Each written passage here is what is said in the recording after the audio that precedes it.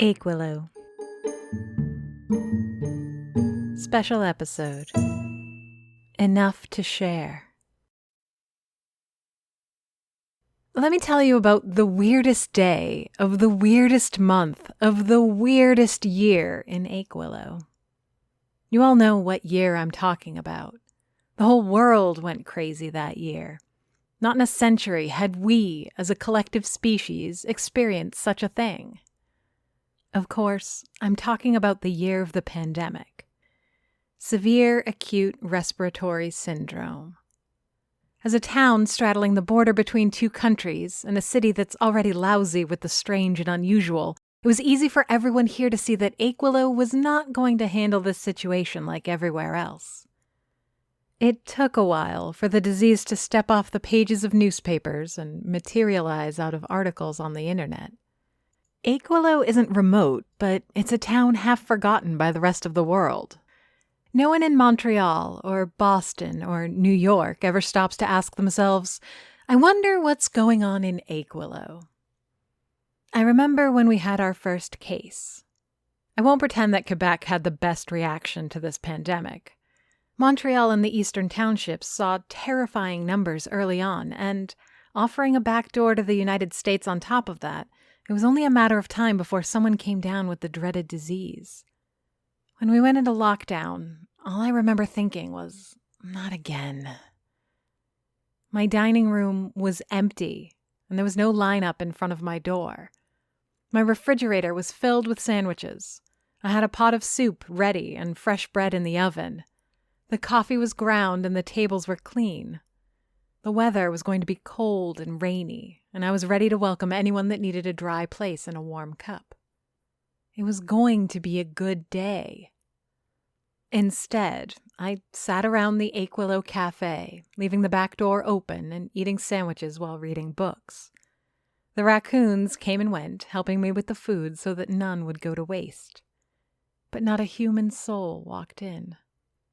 The next day, Mayor Lagacé came in wearing a surgical mask and gloves. At the time, I knew little about what Mayor Byrne and Mayor Lagacé did for Achewillow outside of their political and legislative duties. It always seemed to me that running a town that dealt with both the Canadian and U.S. legal system was trouble enough, but there was also the matter of the Hellgate opening in the woods twice a year. The thing is, though, you don't fend off a demonic invasion every equinox without developing a unique style of troubleshooting. One that could be described as draconian, to say the least. We are implementing drastic and immediate lockdown procedures, Mayor Lagacé explained. I'm going door to door to make sure everyone understands perfectly what it is we expect. The Achewillow is one of 3 privately owned establishments that sits on the border with our neighbors to the south. Everything I ask goes doubly for you. She explained, in no small detail, that I was not to have any customers in my establishment. I could make deliveries, but I had to basically cover myself with a biohazard suit. Okay, fine, a mask and gloves. But still, I wear less when I paint the walls. I was not to leave the cafe or my apartment except for essentials, and I couldn't visit any friends or family until further notice. But you all know the drill. We all went through it to some extent. Except, here in Achewillow, we went from 0 to full confinement in less than a day. All because of one case. Which sounded absurd at the time. One case, and they were already confined to the hospital. Everything was under control. Until there were 2 cases. And then another 7. By all accounts, those were still rookie numbers. But while the world kept spinning without noticing that Achewillow existed, we still saw what happened on the rest of the planet. And what we saw wasn't reassuring. At least, not for a while. The next 3 days I spent like the first, wasting time in the cafe, eating and hanging out with Brioche, my favorite raccoon. To be perfectly honest, I kind of enjoyed that first week. I could indulge in my crazy raccoon lady fantasy of snacking, baking, and reading all day, surrounded by enough wildlife to make a health inspector lose all their hair. And I made the most of it, too.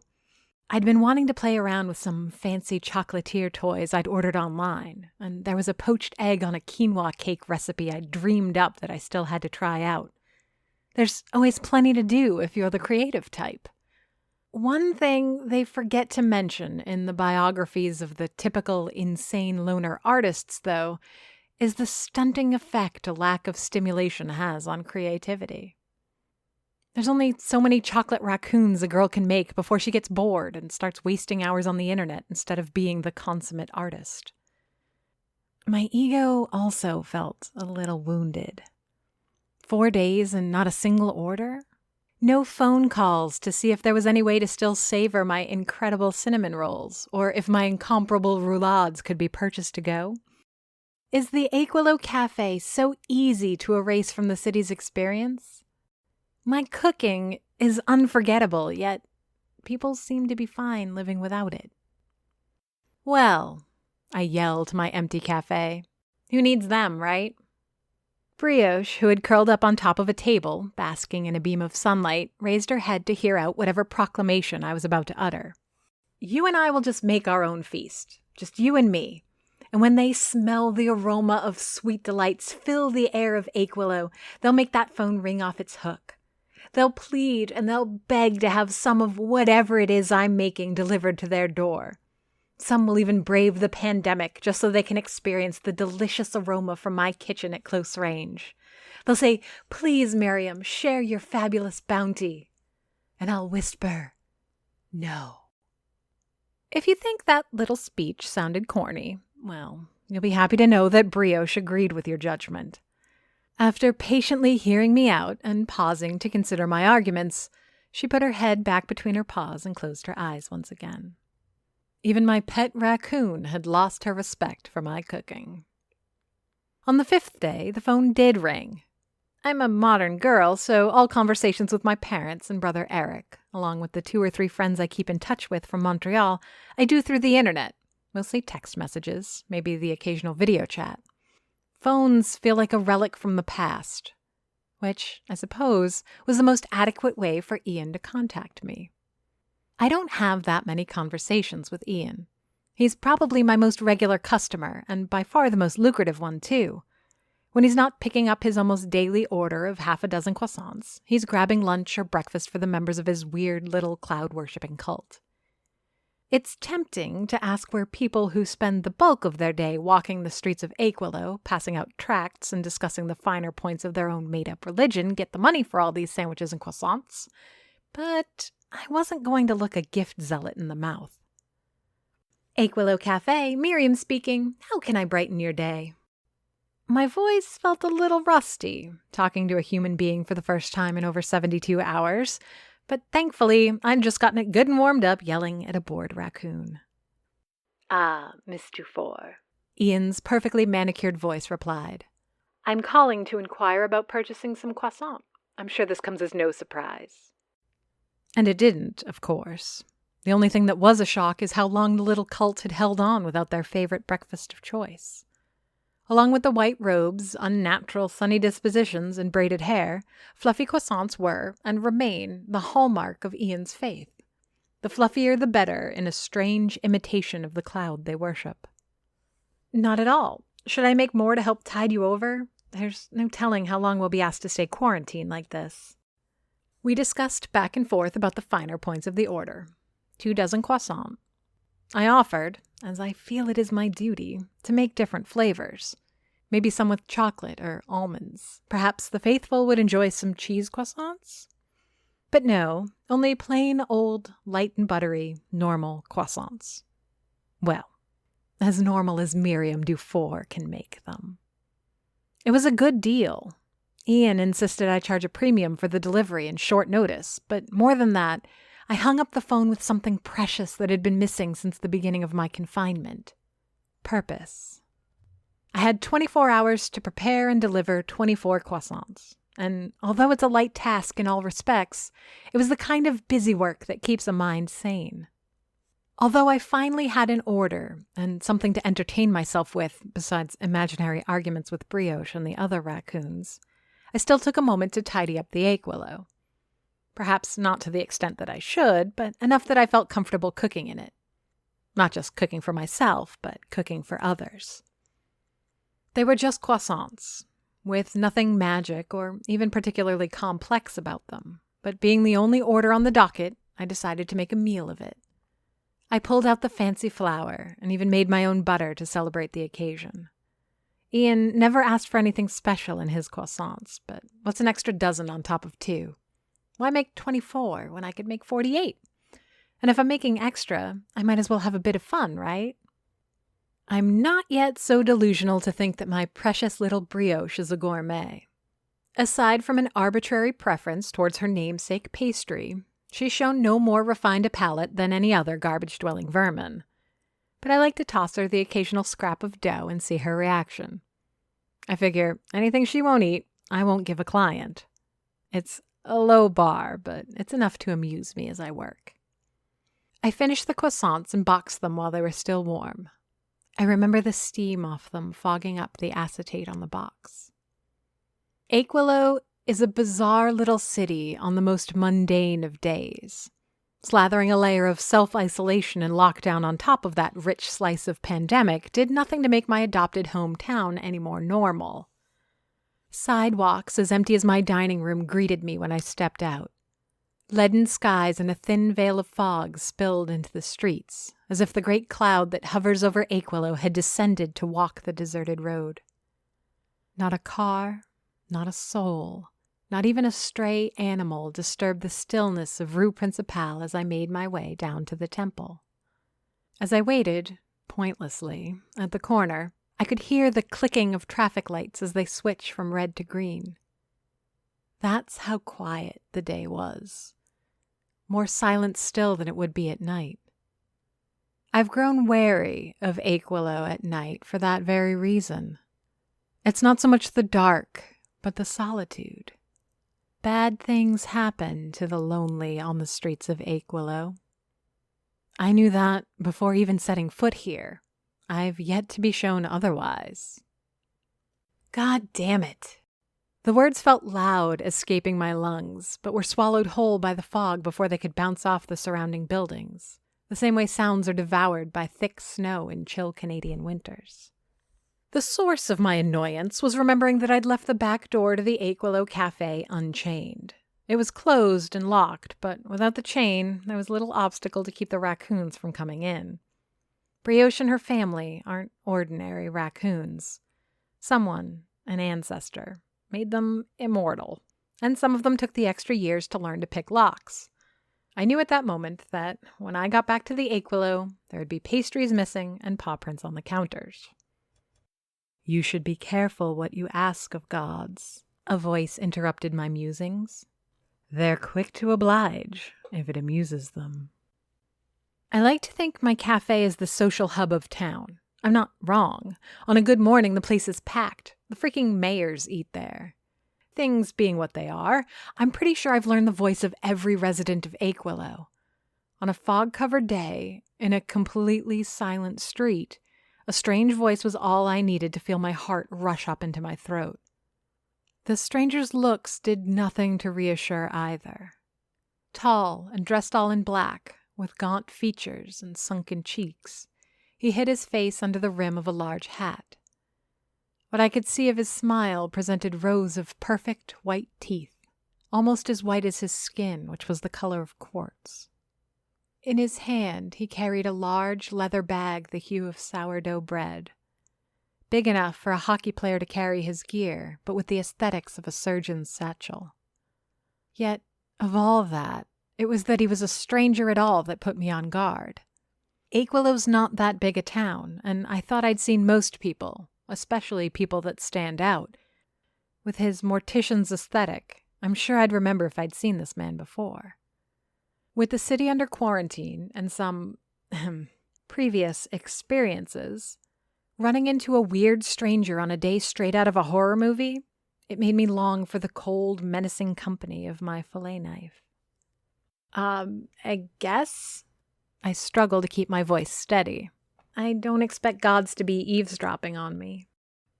With much effort, the stranger hefted his bag over his shoulder, crushing his already hunched posture down further. Then, with his spare hand, he closed the door of the house he'd just come out. I knew this house.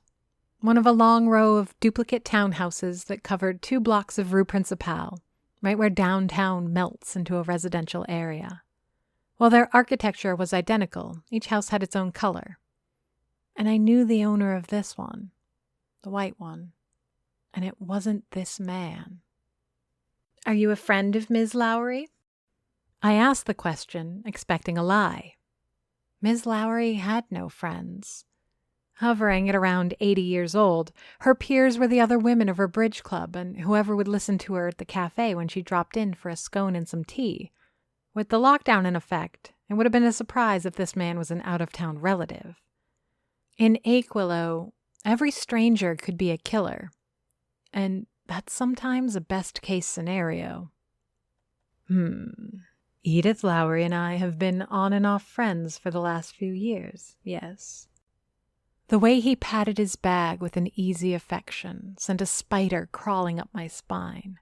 I must have taken a step back or drawn in a breath, something to betray my distress, but the man broadened his smile in response.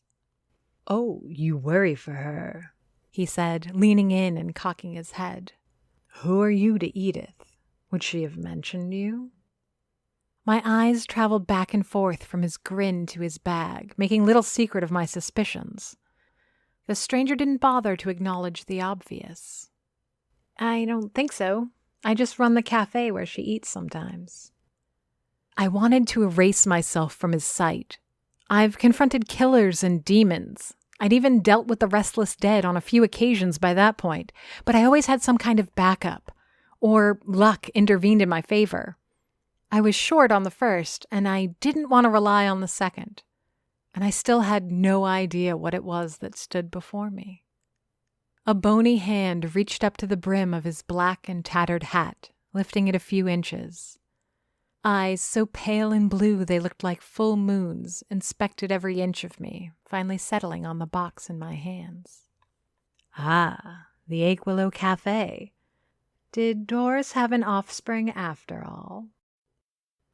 I'm her great-grandniece." The statement came with an unprecedented level of pride, like that slim family tie would be enough to shield me from whatever this stranger's intentions might be. "Yes, of course. Doris wouldn't have burdened herself with a child." "You knew Doris? Personally?" The question gave the stranger pause. Everyone in Achewillow knew Doris. Of all the things that I've learned about my predecessor, the one thing that still stands out is how she touched the lives of everyone who ever visited the Achewillow Cafe. Hers were big shoes to fill. In fact, I never did manage to take her place. Instead, I've had to carve my own. "I did." His eyes clouded over with melancholy. "Though never as much as I wanted. Your great-grandaunt, she's an elusive one." The longing in his cold voice was unmistakable. I was fooled at the time to believe the stranger might have been a lover of Doris, or a suitor at the very least. The very idea that I'd found someone who might have known a side of Doris that no one, not Olivia, not Helen, might have known, made me forget the threat this man represented. It made me careless. So I hope you'll understand some of the choices I made as the day moved on. I specified. "Doris passed away." "Of course." I wanted to know more. What was this man's relationship with Doris? She was over 100 years old when she died, but no one has ever given me a definitive cause of death. Helen Edna, notary public, says it was natural causes because that's what's in the paperwork. But others have intimated that there was more to it than that. Not to mention, maybe this stranger can explain the family connection. I can trace the lineage. I know whose sister Doris was, but not why I'd never heard of her. Here was this man who definitely looked like he might have been a contemporary of Doris and talked like he'd known her. Sure, He looks as threatening as any demon I've run afoul of, and as dangerous as any killer I've met. But if he knew Doris, maybe I could ignore what's probably in that heavy bag of his. You know what I miss about your aunt? The stranger asked, sniffing the cold air. Her cooking. Do you cook, Miriam? Miriam. The stranger said my name like he knew me, and while now I know how he pulled that trick, how he knows everyone's name and has always known them, at the time it felt like every drop of moisture in the air turned to ice. I cook. I cook the way most people breathe, with an ease I was born with. His already broad smile stretched further to the sides of his face, reaching for his ears and revealing more of his chalk-white teeth. Of course you do. All you Dufour women cook like you were blessed with it. You have me at a disadvantage. For a moment, the stranger seemed confused. Smile turned to frown, and a stray finger, gnarly and thin, scratched at his cheek. Then, as if hit by the thought, his eyebrows jumped up and his grin returned. The short moment of expression did nothing to reassure me. Ah, yes, the name. He leaned in further, highlighting our difference in height. I go by many of those, but I think you can already pick your own. Whatever you choose to call me, I think you already know who I am. I did and I didn't. Achewillow has taught me to believe in many a thing that would make the skeptical mind scoff. Creatures of mystery have a knack for keeping the veil over their nature, some better than others. So, Edith? I asked, my voice colored by suspicion. Edith is where Edith should be. The brown leather bag over the stranger's shoulders called out to me again. The way the weight of it pressed down on him, forcing a painful hunch to his back. He reminded me of the traditional caricature of a robber with a heavy sack of money slung over behind him. Though what I suspected the stranger to have stolen was so much more valuable than the contents of a bank vault. My scrutiny didn't go unnoticed, and the stranger stood straight for a second, just long enough to decide it was uncomfortable for him. It was sufficient for me to get a measure of the man. I'm not a tall woman, but this stranger must have been upwards of 7 feet. He towered over me so much it seemed like the fog obscured his features. You're afraid, Miriam Dufour? He patted his bag once again. I am, I admitted. No need. I came for Edith, one of so many stops in a day. Quite tiring, especially in these difficult times. So she is dead. By that day, I'd already fought a hunger demon, seen a demon of wrath get eaten, and matched wits with a succubus-incubus duo. Trading pleasantries with this stranger carrying what I expected to be the mortal remains of Edith Lowry was terrifying, surely. There would be nightmares, of course, but in the moment I was more fascinated than afraid. I thought I'd gotten unusually comfortable with the concept of death, but never enough to have a conversation with it. That is a morose tale. She died cold, alone, and largely unloved. Wouldn't you rather we talk about your great-grandaunt? I did. With every fiber of my being, I did. That my curiosity outweighed the tragedy of Edith Lowry's passing is a shame I'll forever carry with me. It also highlighted the profound sadness of the stranger's words. She had died cold, alone, and unloved. But all I wanted to hear was about Doris. Hell, I still do. So much about Doris remains a mystery. The same can be said about all the Dufour women who came before me.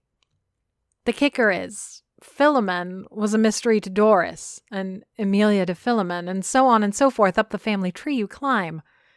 The only thing ever to be passed down, as far as I could tell, is the cafe and a recipe book. Each woman leaving a wooden spoon as the final marker of their lives. There was also the care of Achewillow, of course, in whatever form that might have taken through history. Whatever had transpired in Edith's home, the stranger seemed no more agitated for it. The moment was past, and that nonchalance infected me. Edith Lowry was dead, maybe killed by this stranger. I should have called the authorities. I should have confronted this man. Instead, all I wanted was for him to describe the hidden branches on my family tree. "Yes," I said. I wouldn't mind hearing about Doris a little. I remember a time when me and my dad got along. I mean, really got along. We were thick as thieves, he and I, to both the joy and frustration of my mom. After all, she had Eric to dote over, so it was a relief that my father would spend so much time with me. But we were incorrigible. We'd go on long walks around Montreal. He'd show me where he grew up, bring me to the cafes and diners of his youth, or whatever establishment had replaced them. We didn't talk much, but we'd often come back after curfew, my dad having kept me out late into the night chatting with the owner of this tavern or that restaurant. He'd let me eat sweets on our way home, sometimes right before dinner. While we didn't share conversation, he was happy showing off his smart and inquisitive daughter. And I was a little girl hanging out with her dad, so I was over the moon. Just quietly going down Saint Laurent Boulevard, my tiny hand in his, it was enough to make me grin from ear to ear. I couldn't pin down why, but I had a similar feeling walking down Rue Principale back to the Achewillow with the stranger. He looked like something out of a horror movie. Thin, tall, and pale, he wore his calm smile with nonchalance, like nothing in the world could hurt him. I didn't share the joy my younger self felt at strolling down the city's avenues with my dad, but the overwhelming sense of safety and security was the same. It was all I could do not to reach out and take his bony hand in mine. I suppose this is what it must feel like to swim next to a great white shark. As long as the apex predator remains placid, uninterested in your demise, it must feel like nothing in the world can hurt you. At that time, I didn't know, but I suspected I was dealing with the most final of apex predators. The stranger seemed to share my nostalgic wonderment. As I busied myself with the keys to open the door to the Achewillow Cafe, he took a step back into the empty street, the better to take it all in. I'd all but forgotten about my delivery to Ian, so enthralled I was with this bizarre man. There was a fondness in his cloud-colored eyes. He'd been here before. Perhaps a year ago, perhaps a generation ago. "The place hasn't changed," he mused. I swung the door open, inviting him in. "Yet it has," I answered, stating fact rather than contradicting him. "Except where it matters." We said the last part in unison. The way the stranger cocked his head, I thought he looked amused. Meanwhile, I was reminded that this wasn't just some random customer or an old friend of my great-grandaunt. If my suspicions proved correct, he was something far greater than man, far stranger and older than even the demons that prowled the woods. The analogy of the great white shark resurfaced to taunt me. Or perhaps that wasn't an adequate analogy after all. The shark is predictable. We know the shark. A marine biologist can tell you the signs when a great white shark is about to attack, going from quiet companion to deadly killing machine. The stranger was like the virus that had caused the lockdown. He walked with me in silence, carrying his heavy burden over his shoulder. He seemed harmless, almost familiar, with only a few subtle details to remind me that he could be deadly. Someone less aware might have thought him eccentric. I understood him to be dangerous, but there would be no sign that I would recognize if he turned on me. I couldn't predict the mutation in his mood. "Come on in." I invited the terrible thing into my home. I flipped on the lights, ignoring the tall shadow on my heels. The coffee machine let out a shy hiss when I turned it on. Even it knew that something otherworldly had entered its domain. As I expected, the raccoons had taken advantage of my absence to invade the Achewillow. Brioche was the most brazen of them, standing proudly atop the display case, a half-eaten croissant in her mouth, her little scarf covered with crumbs. Crimson was on the counter, replying to the coffee machine with a hiss of his own. They both noticed the stranger. The Achewillow raccoons are an interesting bunch. I've seen how they react to demons, and they're not fans. Usually, when there's a demon about, they'll circle their dumpster with salt, a crude but efficient protection, and they growl. I don't think either of them were comfortable with the stranger. Brioche sniffed the air around him, trying to get a whiff of what he might be. Crimson walked backwards all the way to the kitchen door, never taking his eyes off the gaunt man. Yet neither got belligerent. Wary would be what I'd call the reaction. Meanwhile, the stranger didn't seem to notice the animals blatantly parading around the food in my establishment. They might as well have been invisible to him.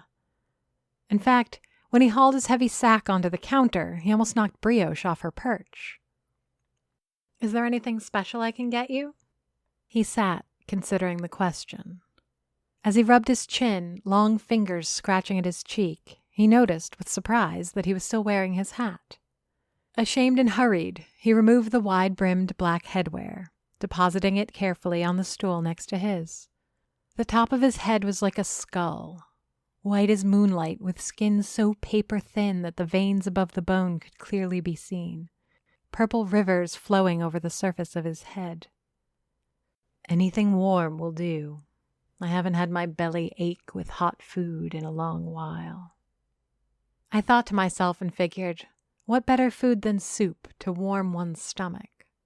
With some fresh bread from this morning and some homemade butter, I can't imagine that wouldn't satisfy. I had some leftover butternut squash soup that would definitely do the trick. As I busied myself warming the soup over the stove, no microwave for this guest, the stranger looked around the Achewillow, drinking in every little detail.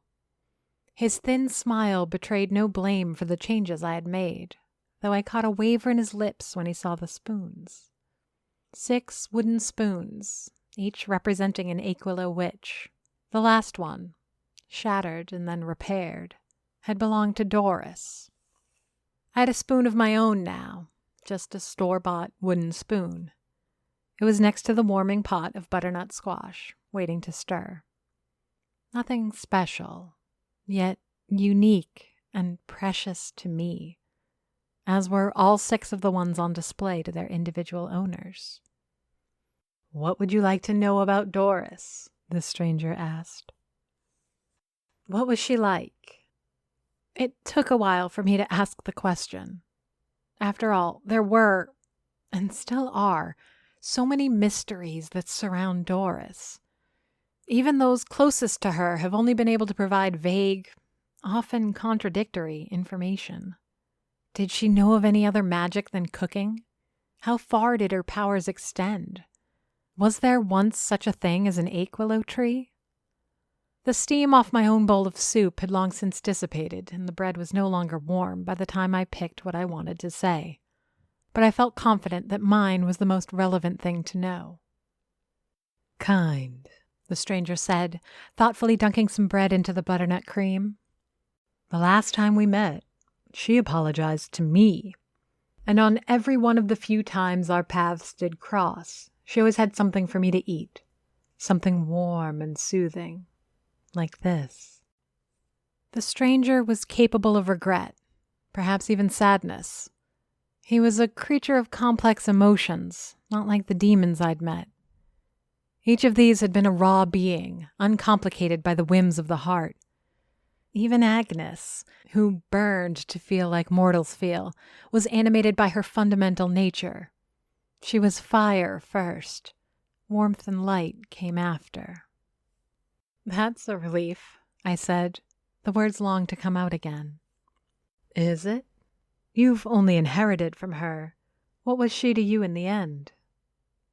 I bristled at the question, but not because he was wrong to ask. She was my great-grandaunt, but why should I care what her nature was in life? I don't know. I think I'm still trying to figure that out. I suppose that if I'm a part of her legacy, then it's only fair to know what that legacy is. A thin smile pulled at the stranger's lips again, soon obscured by a spoonful of soup. It was no longer warm, but he seemed to relish it nonetheless, perhaps savoring the heat of the spices instead. The one word I've heard used to describe her the most, however, I continued, is formidable. Is that true? I wanted to add. There was something appealing and intimidating about being the successor to someone like that. Formidable. I wish I knew the word better when I was a child. I'd learned it when in school, but until recently, I'd never truly understood its deeper meaning. If Achewillow was a tree, then Doris would have been its roots. She held this town against the strongest winds, never allowing it to be pulled from the soil. She stood firm against things that make most mortals tremble and weep. He patted his bag, reminding me what I was potentially dealing with. She stood firm against me. Formidable? Doris baked formidable things into her cakes for breakfast. Doris had faced this stranger and held her ground. My mind raced to form a portrait of what that might have been like. Did he come for her in the night, and my great-grandaunt had all the necessary enchantments ready? Did she go toe-to-toe with him as I had the hunger demon in the past, only a pastry or biscuit to defend herself with? Was it a battle of wits or of brawn? I can't imagine it being the latter. Then again, the raccoons here won't age, and Doris lived to be 104. Who knows what she might have been capable of? I shivered. Whatever I was then is a whisper of what I am now, and even today, I wouldn't dare compare myself to Doris. You claim, I said, an uncontrollable tremor in my throat. Doris stood up to death and won? There it was. He ate my food with ravenous hunger, but delicate self-control, so another hunger demon he was not. Cool, measured movements and calm, deliberate conversation ruled out a hellhound or wrath demon. Mother knows I felt no attraction to him, genuine or supernatural, so he wasn't an incubus. That still left a catalog of creatures I'd yet to meet at that time. I knew he wasn't a vampire. Henry had made sure that couldn't happen again. I considered for a moment that he might be a ghost. Someone from Doris's past that took advantage of the empty streets to roam Achewillow once more. Ghosts, I'd learned, were particularly fond of food, usually going to places that were familiar to them or demanding meals that kept them connected to strong memories. My guts told me this wasn't the case. I'd seen ghosts. They carried with them the scars of their demise and were more often than not barely aware of their own nature. So what was this stranger? There was one final candidate I hadn't accounted for yet. The possibility had lingered in the back of my mind for so long now. Death. Charon. The ferryman. No more ridiculous than a hunger demon, yet somehow on another level. Demons are creatures from hell, which is a far less defined place than most religions would have us believe. Death is more of a concept, though one made flesh and manifest. I'm sorry, the stranger said, pulling his long fingers away from the bag. They seemed to stretch in an attempt to maintain contact as long as possible, an almost sensual caress over the worn leather. I didn't mean to cause you any distress. The soup is wonderful, by the way. To hell with my soup, I said, fear turning to anger as it so often does. Why are you here, in my cafe? Are you here for me? I wanted to ask, but didn't find the courage. Putting the question to voice would have made the possibility real. The words would have floated in the air of the Achewillow, a bell that could not be unrung. Had I died of the virus, alone in my coffee shop? Or hit by a car while wandering the streets in the fog? Did I simply die of boredom waiting for the lockdown to lift? The spell was broken. Whatever it was that kept my curiosity on fire and my fears slumbering had been brushed clean. The sheer weight of the stranger's presence pressed on me in a way I could no longer ignore. I studied the bag carefully, trying to read its shape. Was that protrusion an elbow? That bump a head? Would it leak? Would it smell? Would I be able to lift it if I tried? Or was it not even Edith's body which he'd taken? The stranger slurped his soup, oblivious to Brioche, who had crept up on the counter to sit right next to him. She made off with a square of butter from his plate, and he remained none the wiser. "I'm here for a warm meal and to reminisce about an old acquaintance," he answered between spoonfuls. "One last indulgence before a busy time." "So you're not here for me?" To his credit, the stranger looked genuinely shocked by my accusation. The fingers of his free hand touched his sternum, pushing down a thin black tie. Eyebrows like pencil lines arched over eyes like snow at dusk. "Me?" he seemed to ask. "A hurtful accusation, Miriam. I thought we were getting along." Fingers the color of piano keys wrapped around another piece of bread. Black fingernails scratching pensively at the crust before bringing it to his mouth to be consumed. His teeth pulled at the crust, sending crumbs into his empty soup bowl. "Doris never thought so ill of me," he added, molars grinding at the last vestiges of bread. "You mean until you took her?" This, finally, gave him pause. The thin eyebrow above his left eye rose high on his forehead, emphasizing how sunken his features were. His lips moved around his lower face like they were looking for something. A stray crumb? An answer to my question? Whatever it was, he never found it, and he looked all the sadder for it. "I never took Doris," he murmured, almost too softly for me to hear. "Not all get the privilege of rest, but Doris deserved it. Yet she passed. Her passage was paid for, so to speak, but she refused to board." Brioche still sat on the counter next to the stranger. Both seemed oblivious of each other, and my raccoon friend started licking the empty bowl of soup. I wanted to speak up, to shoo her away, but the guest did not seem bothered. "Like Julia Remington's husband?" I blurted out the question, unsure what to expect as an answer. "No, Julia keeps him here, and you help her do it.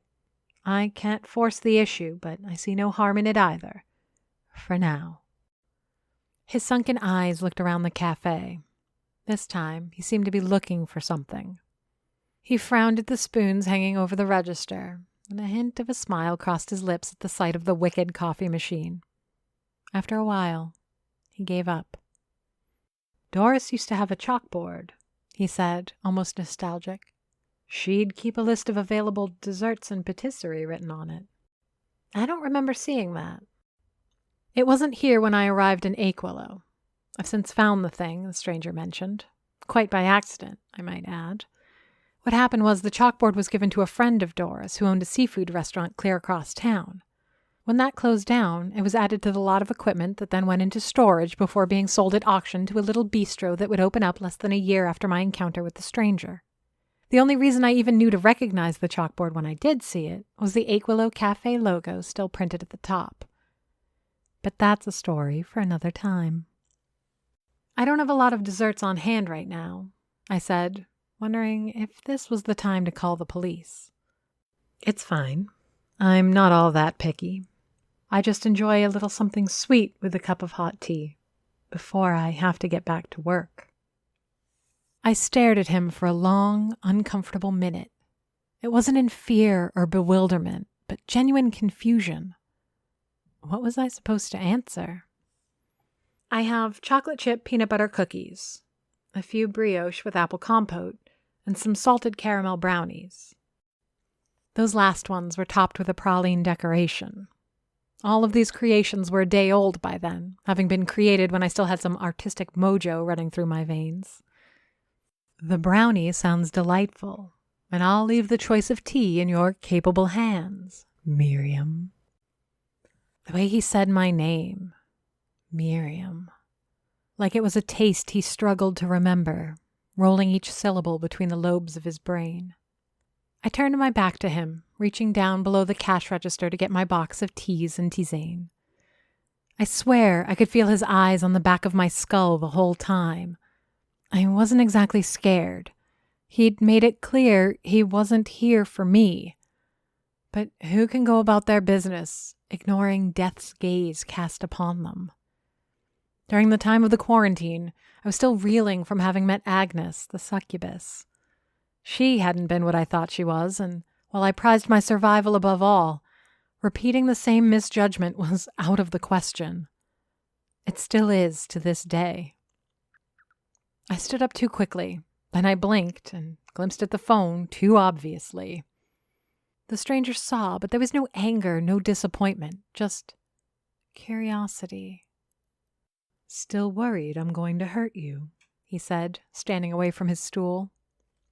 Brioche backed away from the bowl and plate as the stranger picked them up, his hands wrapped around each like spiders capturing prey. Long strides had the stranger going around the counter and behind the register, acting like he owned the place. The sheer gall turned my worry into outrage, like custard turns to scrambled eggs when things go wrong. I'm more controlled nowadays, but back then I had the shortest fuse when my toes were stepped on. I was going to stand in front of him to bar his passage into my kitchen. How dare even death enter my most sacred of spaces? Where did he come from to think he could waltz into my sanctum, my shrine, unopposed? I don't know what would have happened if I did put myself between him and the kitchen. Even now, there's no way to get a proper answer to that question. I doubt I would have angered him, but what else might have transpired? Instead, something stilled my steps. A hand on my shoulder, warm and familiar, held me back. Not only did it keep me from confronting the stranger, but it soothed my burgeoning outrage. "It's okay," the touch seemed to whisper. "He means no harm by it." Why would I think that true at the time? The idea, as alien as it felt, couldn't have come from anyone but me. Or so I thought. I went with it. He means no harm. And lo, he didn't. The stranger put the bowl and plate in the sink and gave them a quick rinse. For a second, I wondered at the strange sight. This bizarre Grim Reaper running water over dirty dishes in my kitchen. What's next? Bigfoot doing my laundry? "My tea?" he asked, drying his long fingers on the dish towel. Of course. My legs fought me for a moment before I got them moving again. I did my best to ignore the stranger as he walked back to his stool, acting like he didn't have a care in the world. I filled a cup, dropped a bag of tea in, and put a generous piece of brownie on a fresh dish. "Here you go," I said, putting the food on the counter. My attention was on his bag again. I couldn't get over the shape of it. I could all too easily imagine bent, bony knees making those shapes near the handle, or that bump at the front being covered in gray hairs that might have had curlers in them just this morning. Even sitting on the counter, it looked heavy. "It still bothers you," the stranger said between a bite of brownie and a sip of tea. "I keep thinking about what you said, about how she died." With a sigh, the stranger turned to look at the bag with me. For the first time, I noticed a touch of disdain in his eyes. We both observed the tan leather with equal amounts of worry, like the whole thing was a mold growing on the fine wood of my counter. "Those are the most difficult," he said.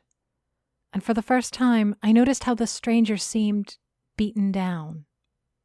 "Those who leave nothing behind, but also take nothing with them. Life is so precious. Is there anything sadder than one going unremembered?" In Achewillow, there's a god in the sky and demons in the woods. There's a tree that doesn't exist and a man that sells fairy wings, though I'm pretty sure they're just butterflies. I feed my friend's ghost, and I've fallen in love with a succubus. Not even 2 years in, and I wanted so badly to understand all there was around me. My mind was starving for answers to all the questions written in every piece of mortar that held my coffee shop together.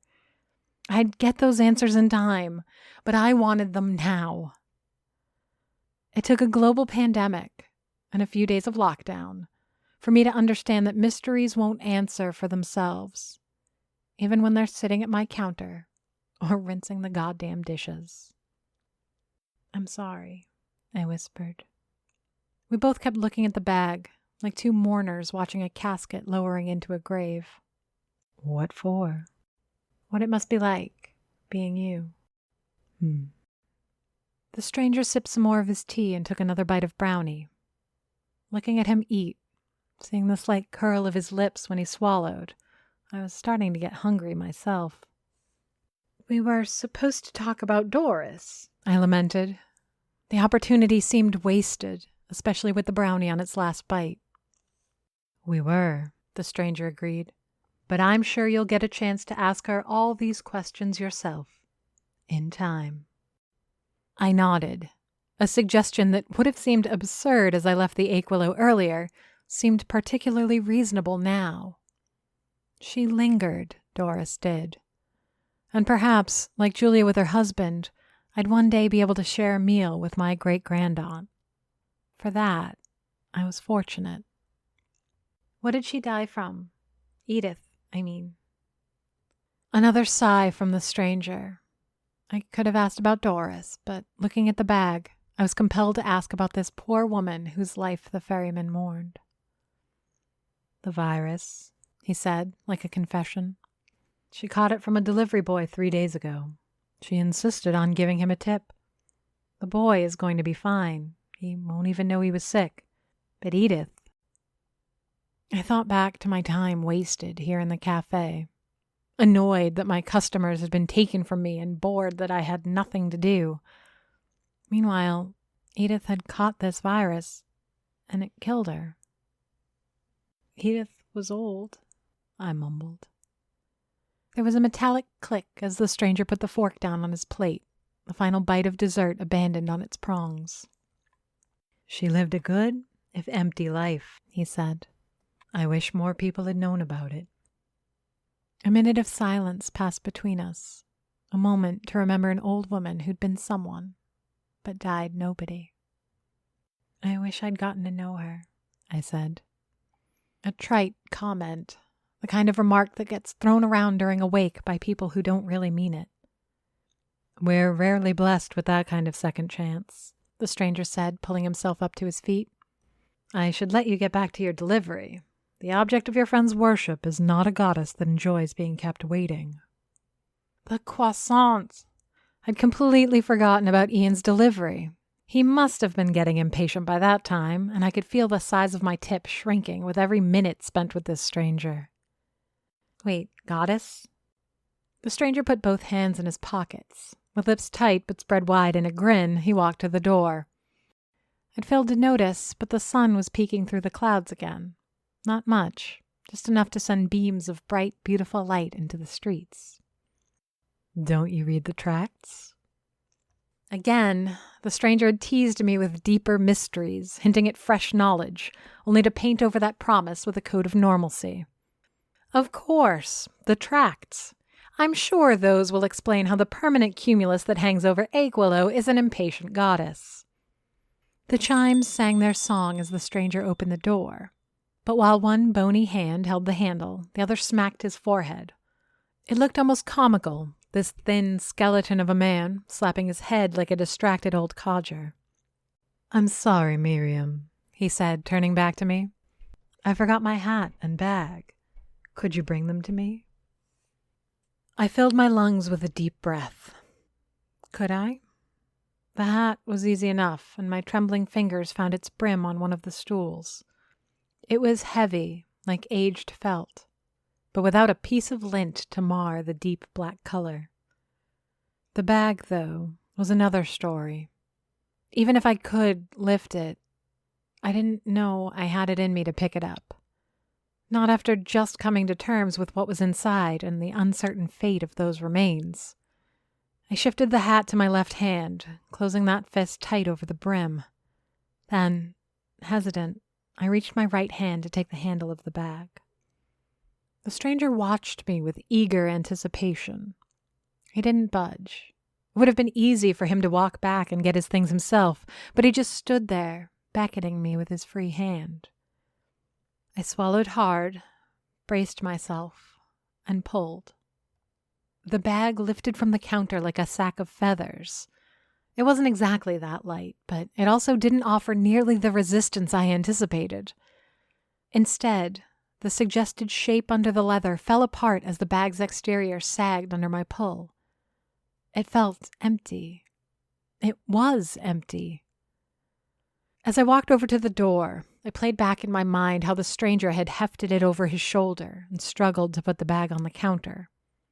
Thoroughly confused, I handed him his things and watched him put the hat on his bald, white head. "What?" I struggled to ask. "What was in there?" The stranger put the now limp bag over his shoulder and looked out at the clearing sky. "Edith. The important parts. The memories, the joys, the heartache, and the victories. Her love of salted caramel and her shame at having shoplifted a necklace when she was 12. The fondness for a man she once loved and the pain of his betrayal with another. Her sadness on the day her sister died, and her fear in those last moments when she could no longer breathe, lungs too full of fluid to do so." Is that why it was so heavy? The stranger, this ferryman, gave me the warmest smile I could expect from one such as he, and nodded. "And now?" I asked, afraid to hope too much. "No such thing as a free meal," he said, turning around to give me a tip of the hat. "Thank you for the soup, Miriam." Then he simply walked away. He walked off down Rue Principale, away from the Achewillow and away from Edith's home. Of all the wonderful and scary things I've met in Achewillow, he was by far the most of both these things. He came at the weirdest of times to do the weirdest of things. I took my boxes of croissants and made sure to lock the back door of the Achewillow again. But I also packed a little something extra. On my way back, I wanted to knock on Edith Lowry's door. Chances were I'd be finding yet another body. However, I had a feeling, little more than a hunch, that maybe I wouldn't. Something in that thin smile and the stranger's tip of the hat. So, as I prepared to go out again into the empty streets of Achewillow, I packed something extra. Some salted caramel brownies. Enough to share. Achewillow is written by J.F. Dubow and narrated and produced by me, Amy Frost. If you enjoy the show, please leave us a review on Apple Podcasts. You have no idea how much it helps. Want to support the show? Buy us a coffee. Visit ko-fi.com/Achewillow to donate a cup. Questions? Comments? Email us at achewillow@gmail.com. Follow us on Facebook, Twitter, and Instagram under the username Achewillow.